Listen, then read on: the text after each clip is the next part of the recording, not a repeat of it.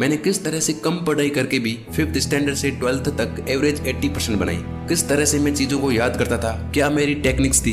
मैं जो भी इस वीडियो में बताने वाला हूँ सब पर्सनल एक्सपीरियंस से है, कहीं से भी उठाई गई बातें नहीं है। तो कुछ लोग मानते हैं कि कुछ एक स्टूडेंट होते ही इतने टैलेंटेड है कि वो जो भी चीज एक बार पढ़ लेते हैं उन्हें वो याद हो जाती है, वो एक तरह के स्पेशल होते हैं, सबसे अलग होते हैं या गॉड गिफ्टेड होते हैं। लेकिन ये सच नहीं है। ऐसे स्टूडेंट कोई काम अलग नहीं करते, बल्कि वो हर एक काम अलग तरह से करते। तो वीडियो में 2 मेन बातें जिसकी हेल्प से मैंने चीजों को याद रखा, प्लस एक मिस्टेक जो आपको किसी भी हालत में नहीं करनी है, इन्हीं के बारे में हम बात करेंगे। और ये जो मैं बताने वाला हूँ इसे आप यदि प्रैक्टिस और कंसिस्टेंसी के साथ फॉलो करते हो तो आप डेफिनेटली इंटेलिजेंट बनोगे। देखो, मैं आपको कोई ट्रिक्स नहीं बताऊंगा, बल्कि चीजों को प्रैक्टिकल तरीके से और स्टेप बाय स्टेप बताने वाला हूँ। तो आप वीडियो को बिल्कुल भी स्किप ना करें ताकि कोई भी इंपॉर्टेंट चीज मिस ना हो जाए। पहले बात करते हैं उस एक मिस्टेक के बारे में जो मैक्सिमम लोग करते हैं। तो आपको कभी किसी ने मोबाइल नंबर दिए, आपने थोड़ी देर के लिए याद कर लिए और किसी को बता दिए या कहीं लिख दिए, तो आपको उस टाइम लगा होगा कि वाह क्या याददाश्त है मेरी।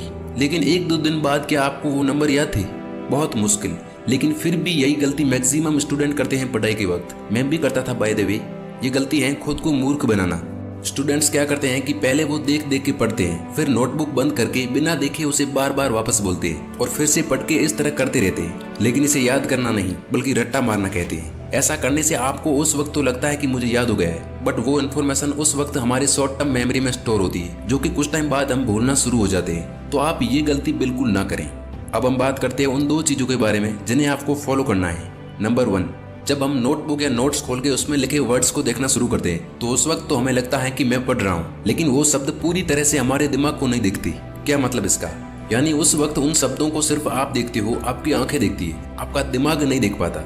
वो इन्फॉर्मेशन हमारी मेमोरी में सिर्फ थोड़े टाइम तक ही बनी रहती है। मतलब आप उसे कभी भी भूल सकते हो सकता है आप उसे 1-2 घंटे के अंदर भूल जाओ या फिर 1-2 दिन के अंदर।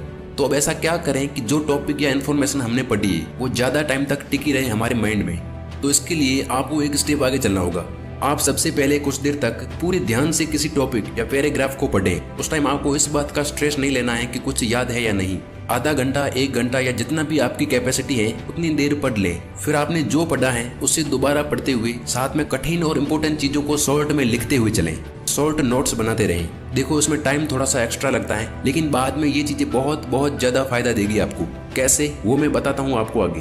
तो जब आप इस तरह से पढ़ेंगे तो चीजें आपके दिमाग में बैठना शुरू हो जाएगी। फिर एक ब्रेक लेकर फिर से पढ़ने बैठ जाएं और इसी तरह से पढ़ते रहें। फिर लास्ट में जो आपने लिख लिख के याद किए थे या जो शॉर्ट नोट्स बनाए थे उसे फटाफट से रिवाइज कर लें। और इसके बाद आप यदि एक और चीज कर लेते हो तो आपने जो भी चीजें पढ़ी थी उसके अंदर से कोई भी क्वेश्चन आए एग्जाम में, आप उसे कर दोगे आसानी से। और ये काम है पढ़े हुए मटेरियल में से क्विज या MCQ सॉल्व करना। इसमें आपको मजा तो आएगा ही, साथ में बहुत ज्यादा टाइम तक याद रहेंगी चीजें। आपने जो भी टॉपिक या लेसन पढ़ा उससे रिलेटेड MCQ या क्विज आपको इंटरनेट पर मिल जाएंगे। इंटरनेट पूरा भरा पड़ा है वीडियो और ऐसी इन्फॉर्मेशन से। अब आप कहेंगे कि ऐसे तो टाइम लग जाता है। देखो, पढ़ाई में पहली बार किसी चीज को आप जितना ज्यादा टाइम दोगे, अगली बार उससे भी आधा टाइम देना पड़ेगा और चीजें और ज्यादा लॉन्ग टर्म के लिए याद रहना शुरू हो जाएगी। पर्सनल एक्सपीरियंस से बता रहा हूँ मैं, यदि ये चीज आप कंसिस्टेंटली करते हो तो आपको जिस चैप्टर या लेसन को 1 घंटा लगता था पढ़ने में, एक टाइम के बाद आप उसे 10-15 मिनट में निपटा दोगे। दूसरी चीज है लिमिटेड स्टडी प्लस कंसिस्टेंसी। मान लो आप जोश में आकर एक दिन लगातार 4-5 घंटे दबा के जिम कर लेते हो, तो क्या अगले दिन आपका मन करेगा 1 घंटा भी करने को? बहुत मुश्किल।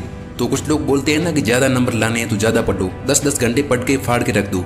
देखो, ये बातें सिर्फ सुनने में अच्छी लगती है, आपको स्मार्ट स्टडी करनी है। टॉपर्स भी यही करते हैं, यानी आप डेली आधा चैप्टर या आधा लेसन ही पढ़ें, लेकिन कंसिस्टेंटली पूरे साल पढ़ते रहें। जब आपके एग्जाम्स पास में नहीं है तब भी पढ़ते चलें। कुछ स्टूडेंट किसी दिन मोटिवेट होकर 8-10 घंटे पढ़ लेते हैं, लेकिन ऐसा वो ज्यादा से ज्यादा 2-3 दिन ही कर पाते। जोश खत्म होते ही वो पढ़ना ही छोड़ देते हैं। आप ऐसा ना करें, यानी आप कम और थोड़ा थोड़ा पढ़ें, लेकिन डेली पढ़ें। इसके अलावा बाकी इंपॉर्टेंट बातें भी आप फॉलो कर सकते हो जो शायद आपको पता होगी, जैसे सुबह जल्दी उठ के पढ़ाई करना, पढ़ाई के बीच में रेस्ट लेना, जो पढ़ा है उसको दूसरों को सिखाना, चीजों को कनेक्ट करके पढ़ना और शॉर्ट ट्रिक्स यूज करना, एक्सरसाइज करना और अच्छी नींद लेना। ये भी आप इंक्लूड कर देते हो तो आप पढ़ाई में क्या क्या कर सकते हो आपको खुद को भी नहीं पता। और हाँ, इस तरह पढ़ने के बाद आपको अच्छी और हेल्दी नींद लेना इसलिए जरूरी है क्योंकि नींद का समय ही वो टाइम होता है जब आपका दिमाग डिसाइड करता है कि किस इन्फॉर्मेशन को लॉन्ग टर्म मेमोरी में स्टोर करना है और किसको नहीं। इसलिए देर रात तक ना जगे। उम्मीद करता हूँ ये वीडियो आपको पसंद आया होगा और आप इससे कुछ सीख पाए होंगे। सो सपोर्ट दिखाने के लिए आप वीडियो को लाइक कर सकते हो, चैनल को सब्सक्राइब कर सकते हो। Wish you all the very best. Thank you so much for watching.